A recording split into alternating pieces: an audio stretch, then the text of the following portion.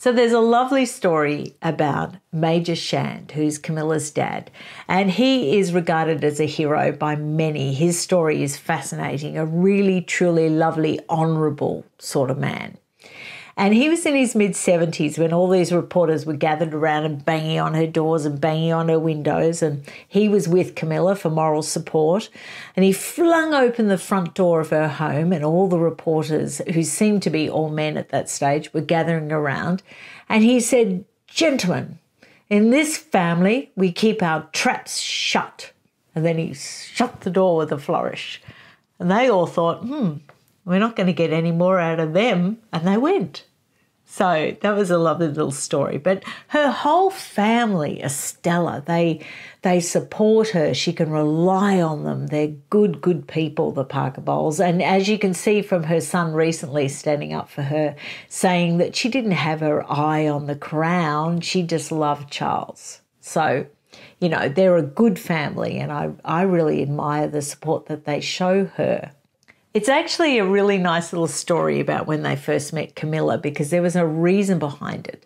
William actually requested the meeting with Camilla because he wanted to talk to her about the then Prince Charles' surprise birthday party. And I suppose he assumed that she would know all the right friends to invite. And an interesting side note is they actually charged all the guests £25 because they didn't want their father to have to pay for his own party. So that's lovely. And so William met Camilla, and it went okay. It was about half an hour, and then they had meetings after that to plan this surprise birthday party.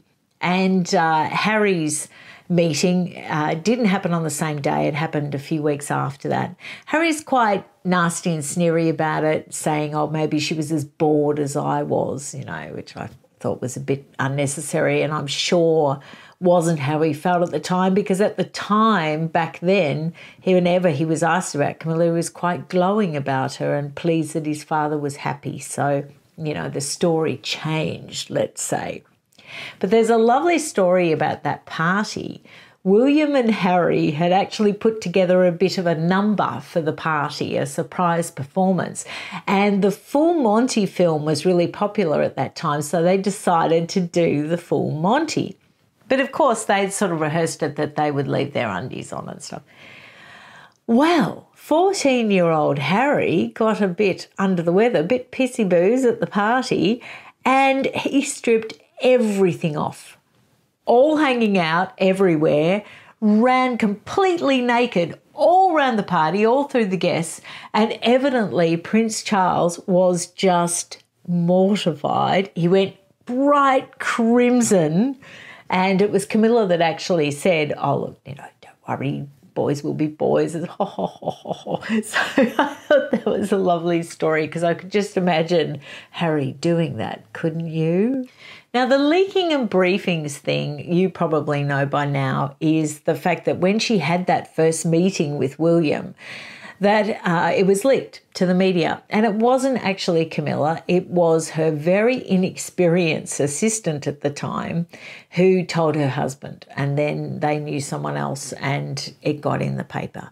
And the assistant was actually, she resigned at the time. But later on, when it was explained to William, and, you know, that it was just a mistake and it wasn't malicious, she was actually invited back into the fold. So that's how that all appeared. Now, Harry would have known that, so I don't know why that was in the book, but maybe he was desperate to find a leaking and a briefing that he could put in the book, because he couldn't actually attribute any further ones to Camilla. And I've read Angela Levin's book on Camilla. I've read what Tina Brown had to say about her in the Palace Papers. And I've got to say, I've got to concur with Tom Parker Bowles on this one. It's evident to me that Camilla just loves King Charles.